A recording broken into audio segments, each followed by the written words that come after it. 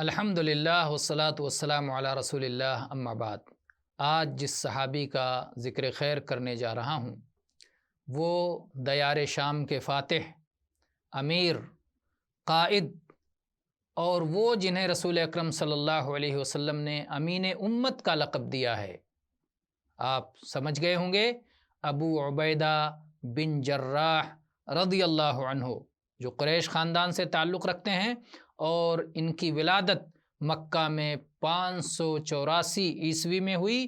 یہ بھی سابقین اولین میں سے ایک ہیں جنہوں نے آگے بڑھ کر کے پہلے اسلام قبول کیا اور رسول اکرم صلی اللہ علیہ وسلم کے ساتھ تمام معرکوں میں شریک رہے، اور طاعون امواس کے موقع پر سن 18 ہجری مطابق 639 عیسوی میں آپ کی وفات ہوئی۔